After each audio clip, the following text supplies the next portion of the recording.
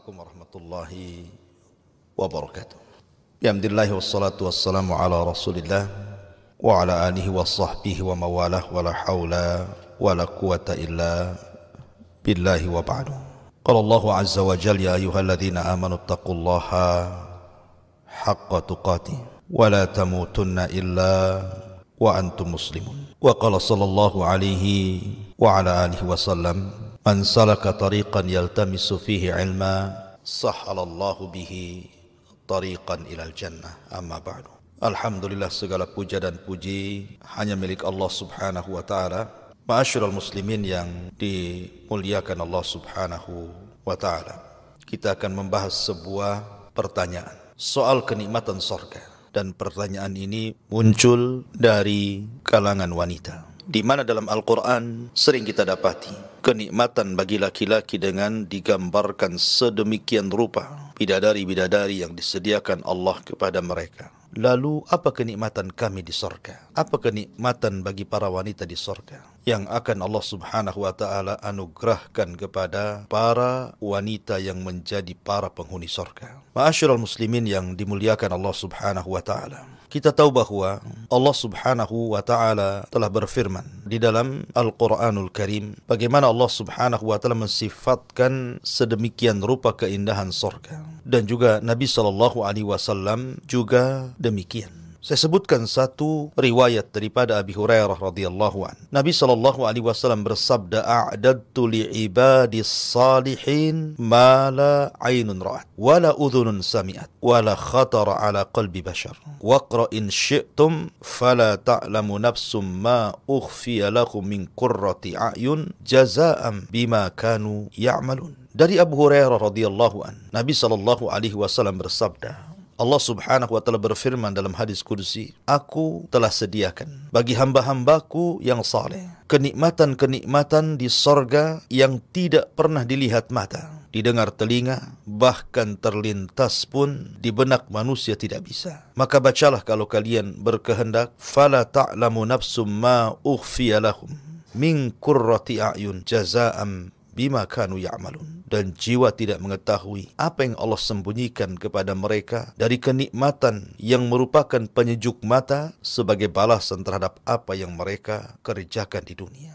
Artinya, sebagaimana kalangan laki-laki diberikan nikmat yang tidak terlihat mata, tidak terdengar telinga, bahkan terlintas pun tidak bisa, saking nikmatnya, maka para wanita juga kurang lebih sama seperti yang Allah anugerahkan kepada laki-laki. Ma'asyiral muslimin yang dimuliakan Allah subhanahu wa ta'ala, di dalam hadis Nabi sallallahu alaihi wasallam, Nabi sallallahu alaihi wasallam mengatakan, idza sallatil mar'atu khamsaha wa shamat syahraha wa hasanat farjaha wa ata'at zawjaha qila laha udkhulil jannata min ayyi abwabil jannati syi'ti wa fi riwayatin min abwabis thamaniyati syi'ti. Kata Nabi SAW, apabila seorang wanita melaksanakan salat 5 waktu, menjaga puasa Ramadan, berusaha untuk menjaga kemaluannya, taat kepada suaminya, maka akan dikatakan kepada wanita tersebut, masuklah engkau ke dalam sorga dari pintu-pintu sorga sesuai dengan kehendakmu. Dalam riwayat, dari 8 pintu sorga sesuai dengan kehendakmu. Ma'asyiral muslimin yang dimuliakan Allah azza wa jalla, tentu kalimat udkhulil jannah min ayyi abwabi al-jannati syi'ti, masuklah wahai para wanita ke dalam sorga dari pintu-pintu sorga sesuai yang kau kehendaki. Ini adalah bentuk takrim, kemuliaan dan juga tasyrif, keagungan bagi para wanita-wanita yang ditakdirkan Allah masukkan ke dalam surga. Kenapa kemudian Nabi SAW menyebutnya di antara 4 perkara yang memudahkan wanita masuk surga? Pertama, menjaga salat, yang kedua menjaga puasa, yang ketiga menjaga kemaluannya, dan yang keempat taat kepada suaminya. Karena ini disebut ummahatu af'alil khair. Bagi wanita, perbuatan 4 perkara ini termasuk induk daripada kebaikan. Artinya kalau seorang wanita menjaga salatnya, menjaga puasanya, menjaga kehormatannya, menjaga suaminya, maka perkara-perkara lain pasti akan lebih dijaga lagi. Kalau induk kebaikan ini sudah dilakukan, maka cabang-cabangnya akan memudahkan bagi wanita untuk melakukannya. Maka kenapa 4 perkara ini menentukan wanita itu masuk surga dan tidaknya masuk surga. Kan dalam sebuah hadis, ketika Nabi SAW diperlihatkan neraka, rupanya kebanyakan penghuninya adalah kaum wanita. Ma'asyiral muslimin wal muslimat rahimani wa rahimakumullah. Sebagaimana Allah Subhanahu wa taala memberikan kenikmatan kepada laki-laki, maka begitu juga Allah Subhanahu wa taala memberikan kenikmatan yang sama kepada para wanita di surga. Allah Subhanahu wa taala berfirman, "Wa man ya'mal minas salihati min dzakarin aw untha wa huwa mu'minun fa ulaika yadkhulunal jannata wa la yudlamuna nakira." Barang siapa yang beramal saleh, baik perempuan ataupun laki-laki, atau laki-laki baik laki-laki atau perempuan, dan dua-duanya beriman kepada Allah, maka mereka akan dimasukkan ke dalam surga dan mereka tidak akan mendapatkan perlakuan kezaliman. Dan dalam ayat yang lain Allah mengatakan, "Man 'amila salihan min dzakarin aw untha wa huwa mu'minun falanuhyiyannahu hayatan thayyibah wa lanajziyannahum ajrahum bi ahsani ma kanu ya'malun." Barang siapa yang beramal saleh, baik dia laki-laki atau perempuan, dan kedua-duanya beriman kepada Allah, maka kami akan berikan kehidupan yang indah dan kami akan balas mereka dengan sebaik-baik balasan sebagaimana apa yang sudah mereka kerjakan di dunia. Dan dalam ayat yang lain juga Allah mengatakan, "Man 'amila sayyi'atan fala yujza illa mithlah wa man 'amila salihan min dzakarin aw untha wa huwa mu'minun fa ulaika yadkhulunal jannah yurzaquna fiha bighairi hisab." Barang siapa yang beramal keburukan tidak akan dibalas kecuali dengan keburukan yang sama. Tetapi barang siapa yang beramal saleh dari kalangan laki-laki dan perempuan dan dia beriman, maka mereka akan masuk ke dalam surga. Mereka akan diberikan rizki tanpa batas. Artinya, ada yang bersyirikat antara kenikmatan laki-laki dan kenikmatan perempuan. Apa yang diberikan kepada laki-laki juga diberikan kepada perempuan. Dan dua-duanya kenikmatan yang tidak bisa dilihat mata, didengar telinga, terlintas di pikiran manusia pun tidak. Saking nikmatnya surga itu. Ma'asyiral muslimin yang dimuliakan Allah Subhanahu wa taala. Maka kaedahnya sebagaimana disebutkan oleh para ulama, ketika Allah Subhanahu wa taala menjanjikan kepada laki-laki yang beriman dan juga wanita-wanita yang beriman dengan surga yang penuh dengan kenikmatan dan balasan pahala dari kemurahan Allah Subhanahu wa taala, maka apapun yang tertetapkan dari kenikmatan bagi seorang mukmin laki-laki, maka itu juga masuk kepada kenikmatan kepada seorang wanita yang beriman, kecuali apa yang dikhususkan secara dalil. Contohnya, yang dikhususkan dengan dalil adalah ketika laki-laki diberikan banyak bidadari di surga dan tidak sebaliknya bagi perempuan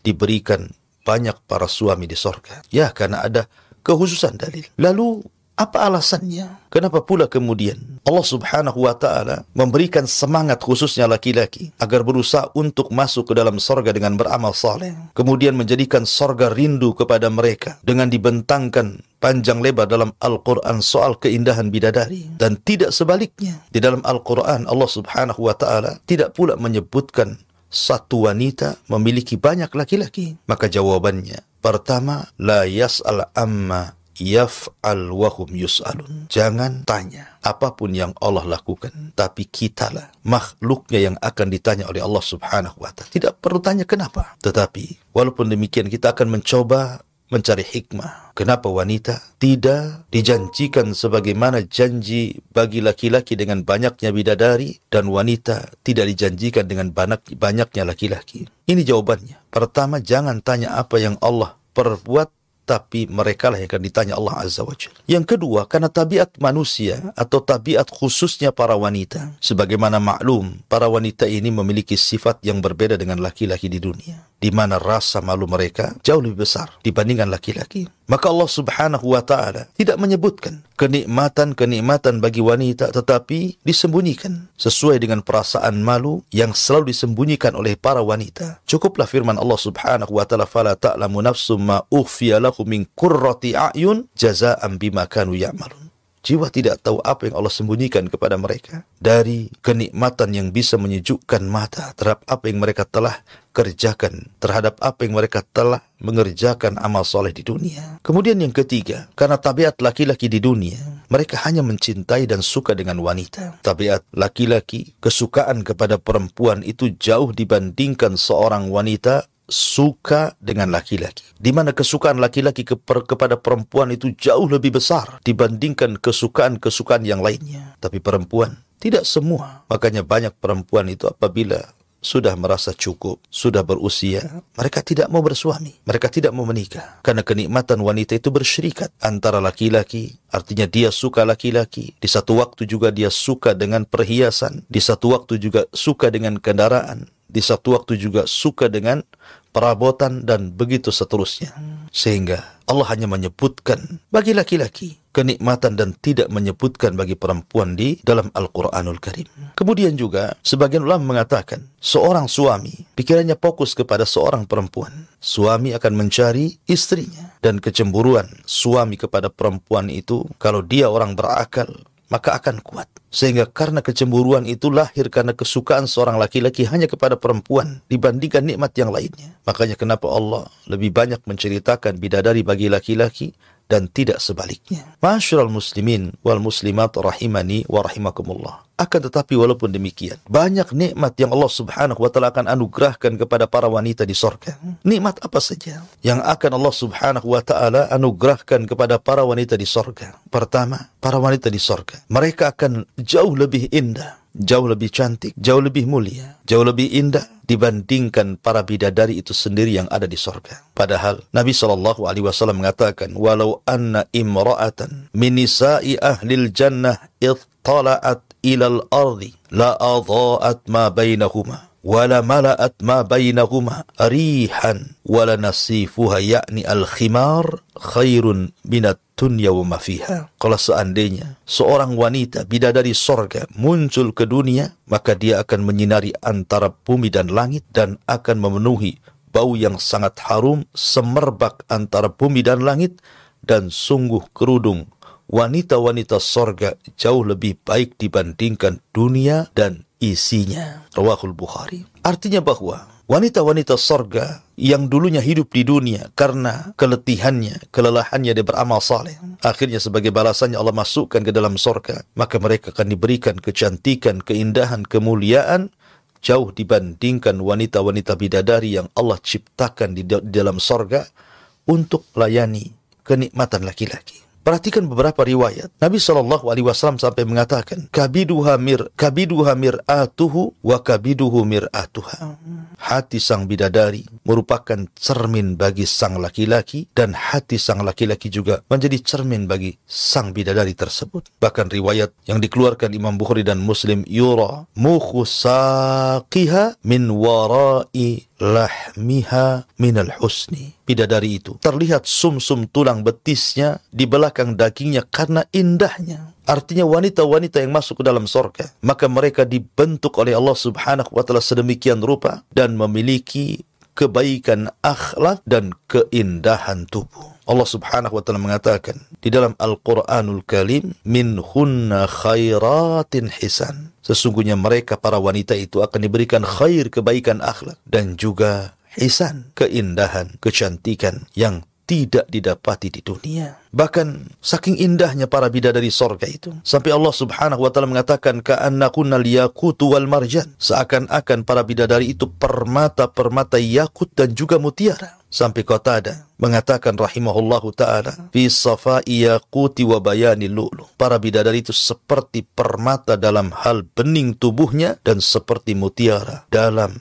hal putih warnanya. Bahkan dalam ayat yang Allah mengatakan ka'annahunna baydun maknun, seakan-akan mereka adalah telur yang tersimpan dengan sangat baik. Artinya mutiara-mutiara putih yang tersimpan. Itulah sampai kinayah Al-Quranul Karim menggambarkan bidadari sorga itu luar biasa. Mereka suci, suci lahir, suci batin. Mereka tidak haid, dan itu nikmat bagi perempuan. Mereka tidak nifas, dan ini nikmat bagi perempuan. Mereka tidak meludah, mereka tidak mengeluarkan ingus, mereka tidak mengeluarkan bau-bau busuk, dan ucapannya indah, akhlaknya baik, hatinya tidak ada kedengkian, tidak ada dendam, tidak ada hasad, tidak ada permusuhan sesama mereka. Wa naza'na ma fi sudurihim min ghilin ikhwana. Kami cabut rasa dengki dan seluruh penyakit hati bagi penduduk sorga. Ma'asyiral muslimin wal muslimat rahimani wa rahimakumullah. Jadi ketika Allah subhanahu wa ta'ala Dan hadis-hadis Rasul menggambarkan bagaimana keindahan, kesucian wanita-wanita bidadari sorga, baik dari bersihnya badan mereka, indahnya dan cantiknya paras mereka, kemudian juga anggunnya akhlak mereka, itu tercampur menjadi satu, dan itu tidak Anda dapati di dunia. Secantik apapun wanita di dunia, pasti ada kekurangannya, pasti ada cacatnya, pasti akan mengalami haid, pasti akan mengalami nifas, pasti akan mengalami bau,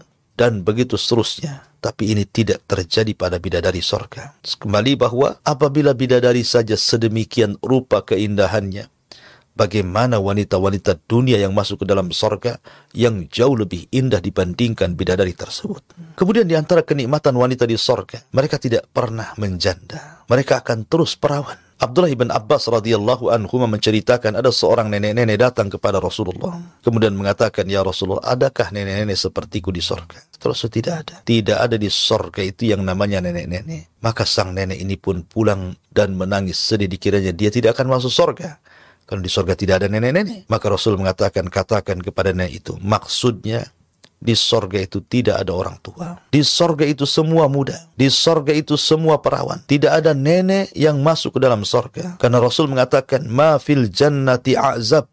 Artinya, di sorga tidak ada yang azab. Tidak ada yang sendirian, pasti ada pasangan. Termasuk juga sang nenek juga akan mendapatkan pasangan, karena di sorga itu juga tidak ada nenek-nenek. Semua usia penduduk sorga itu mau laki-laki perempuan antara 33 sampai 34 tahun. Artinya, kenapa tidak dirubah bentuk mereka? Kenapa mereka tidak menjadi tua kemudian keriput? Supaya tidak ada ghirah, kecemburuan, tidak memancing kecemburuan satu dengan yang lainnya. Ma'asyiral muslimin yang dimuliakan Allah Subhanahu wa ta'ala.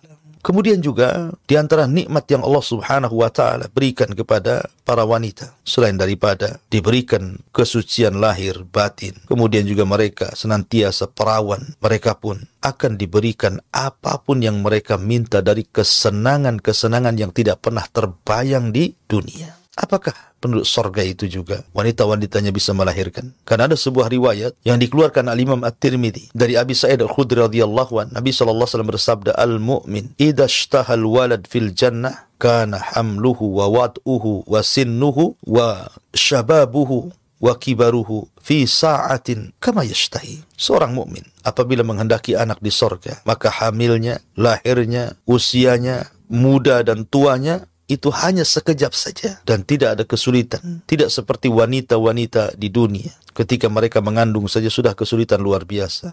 Ketika meregang hendak melahirkan seolah-olah pertaruhan antara dia dan nyawanya. Ketika sudah lahir dia harus menyusuinya. Tapi di sorga tidak. Allah mudahkan semuanya. Tapi riwayat ini memang dikritik para ulama. Apakah wanita di sorga bisa melahirkan? Maka kata Imam Ibnul Qayyim rahimahullahu ta'ala, pertama hadis yang tadi dibaca oleh ana bahwa hadis itu diperbincangkan tentang riwayatnya. Yang kedua, bahwa Allah Subhanahu wa ta'ala mengatakan walahunna fiha azwajum mutahhara, dan bagi mereka para laki-laki di sorga itu memiliki pasangan-pasangan yang bersih. Kalau seseorang kemudian melahirkan, tentu bisa saja terkena haid, terkena nifas, terkena kotoran. Sementara di sorga itu tidak ada orang haid, tidak ada orang nifas, dan tidak ada kotoran. Semua bersih. Kemudian yang ketiga, Allah jadikan kehamilan dan juga kelahiran itu digandengkan dengan sperma dan juga dengan haid. Apabila orang hamil, berhentilah darah haid, dan haid itu menjadi nutrisi bagi si janin. Dan itu tercipta dari sperma. Sementara di sorga itu tidak ada yang mengeluarkan sperma. Sebab kalau seandainya seorang di sorga itu mengeluarkan sperma, berarti nikmat terbatasi. Karena ketika sudah keluar berarti sudah terbatasi kenikmatannya. Makanya biar nikmat itu daim terus menerus, merasakan nikmat luar biasa. Makanya hubungan mereka antar suami istri di sorga tidak sebagaimana hubungan di dunia. Apabila seorang suami atau istri sudah mengeluarkan sperma, maka hilanglah nafsunya. Di sorga tidak demikian. Sehingga kalau seandainya, kata Imam Ibnul Qayyim, Allah menjadikan ada kehamilan, ada kelahiran, berarti ada haid, ada sperma, dan begitu seterusnya. Kemudian yang nomor 4, bahwa Nabi SAW bersabda, la yazalu fil jannati fadlun hatta yunshi'ullahu laha khalqan fayuskinahum fadlal jannah. Akan senantiasa di sorga itu keistimewaan yang Allah Subhanahu wa ta'ala bangun, diberikan kepada manusia. Kemudian walaupun seandainya seorang tidak punya anak, maksudnya begitu, tetap ada kenikmatan yang bisa tergantikan. Karena di surga itu ada anak-anak kecil. Dari anak-anak yang ketika di dunia meninggal sebelum balik, maka mereka akan wildanu mukhalladun. Yatufuna bi aqwabin wa abarika wa ka'sim min ma'in. Ada anak-anak kecil yang meninggal belum balik, baik anak orang kafir atau anak orang yang beriman, maka mereka akan menjadi anak-anak di surga dan lucu-lucu, dan itu sebagai pengganti dari anak-anak dunia. Kemudian juga bahwa bisa juga dikatakan bahwa Allah Subhanahu wa taala berfirman, walladzina amanu wattaba'athum dzurriyyatuhum biimanin alhaqna bihim dzurriyyatuhum, dan orang-orang yang beriman kemudian diikuti keturunan mereka dengan iman, maka kami akan gabungkan keturunan mereka di akhirat. Kalau seandainya ada keturunan di akhirat, tentu mereka jauh lebih baik, lebih mulia dibandingkan keturunan kita di dunia. Kenapa? Karena mereka tidak pernah bermaksiat sama sekali. Ini mustahil. Ya. Kemudian juga alasan yang terakhir bahwa sorga itu bukan tempat berkembang biak manusia, tidak sebagaimana di dunia. Maka dari alasan-alasan ini, wanita di sorga tidak akan melahirkan. Tetapi kalaupun seandainya mereka punya atau menghendaki anak, maka Allah akan anugerahkan kepada mereka. Karena apapun yang kita kehendaki ada di sorga. Ma'asyiral muslimin wal muslimat rahimani wa rahmakumullah. Untuk pembahasan terakhir, saya ingin membahas tentang 6 perkara secara singkat tentang wanita-wanita yang mereka masuk ke dalam sorga. Itu ada 6 perkara atau 6 keadaan. Pertama, seorang wanita meninggal dan belum menikah. Apakah dia akan menikah di sorga? Yang kedua, seorang wanita meninggal setelah diceraikan oleh suaminya dan dia belum menikah dengan laki-laki lain, apakah juga akan menikah di sorga, memiliki pasangan di sorga? Kemudian yang ketiga, seorang wanita yang meninggal, kemudian dia menikah. Sebelum meninggal dia menikah, tapi Allah takdirkan suaminya tidak masuk ke dalam sorga, mungkin karena kekufurannya, karena maksiatnya, sehingga terpisah suami istri ini. Yang satu istrinya ke sorga, yang satu pula suaminya ke neraka. Bagaimana sang istri ini? Apakah dia akan menikah lagi di sorga, ataukah menunggu suaminya dikeluarkan di neraka? Kalau memang Allah takdirkan tidak dikekalkan di dalamnya. Kemudian yang keempat, seorang wanita yang meninggal setelah suaminya. Jadi, antamuta ba'da zawajiha. Wanita mati duluan sebelum laki-laki. Kemudian laki-laki ini menikah lagi. Apakah juga si istri itu akan tetap juga, kalau seandainya Allah takdirkan suaminya masuk surga, akan tetap menjadi suami, ataukah dia boleh menikah lagi dengan laki-laki dari penduduk surga? Kemudian yang kelima, suaminya meninggal, kemudian si istri ini tidak menikah lagi terus sampai dia meninggal. Mungkinkah kemudian dia akan kembali kepada suaminya? Dan yang terakhir, seorang suami meninggal, maka si istri ini kemudian menikah lagi dengan laki-laki yang lain yang bukan suaminya. Karena suami sudah meninggal, dia menikah lagi dengan suami yang kedua. Bagaimana statusnya? Apakah dia di sorga dengan suami yang pertama ataukah suami yang kedua? Kalau dua-duanya masuk sorga, inilah yang harus kita jawab secara singkat karena juga waktu. Yang pertama, adapun wanita yang meninggal tetapi belum menikah, maka Allah akan nikahkan dia di sorga dengan laki-laki dari ahli dunia yang masuk ke dalam sorga. Karena di sorga itu tidak ada azab, tidak ada orang hidup sendirian, harus berpasang-pasangan. Kemudian yang kedua, begitu juga sama. Seorang wanita yang meninggal setelah diceraikan, kemudian dia tidak menikah lagi sampai dia meninggal, tetap dia pun akan dinikahkan oleh Allah dengan laki-laki penduduk dunia yang masuk ke dalam sorga sesuai dengan seleranya dan kenikmatannya. Kemudian yang ketiga, bahwa yang harus seorang wanita yang menikah, kemudian suaminya berpisah, tidak masuk ke dalam sorga, malah pula masuk ke neraka. Maka kata para ulama, perempuan yang seperti ini, kalau seandainya laki-lakinya itu termasuk penduduk sorga, artinya masuk neraka itu hanya karena hukuman dan azab karena kemaksiatan di dunia, maka dia akan tetap kembali kepada suaminya kalau dia belum bercerai. Tapi kalau seandainya si suaminya kufur dan dikekalkan di neraka, maka tentunya dia akan dinikahkan dengan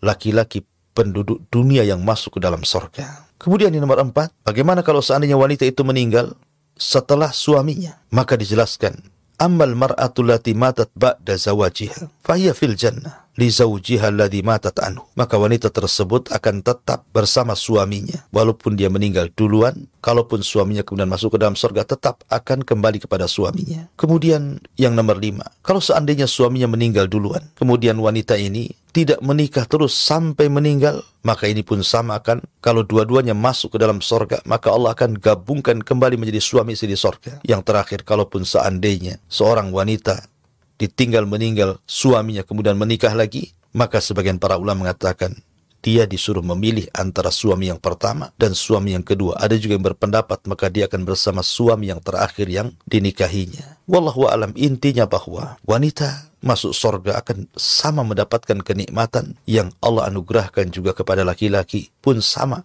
Allah anugerahkan kepada para wanita. Mudah-mudahan kita semua termasuk ahli jannah. Ya, saya kira ini yang bisa saya sampaikan. InsyaAllah kita akan berjumpa di lain kesempatan. Mudah-mudahan ada manfaatnya. Yang benar datang dari Allah, yang salah datang dari saya pribadi. Saya tutup dengan kafaratul majlis. Subhanakallah bihamdika asyhadu an la ilaha illa anta astaghfiruka wa atubu ilaik. Allahu ta'ala alam. Assalamualaikum warahmatullahi wabarakatuh.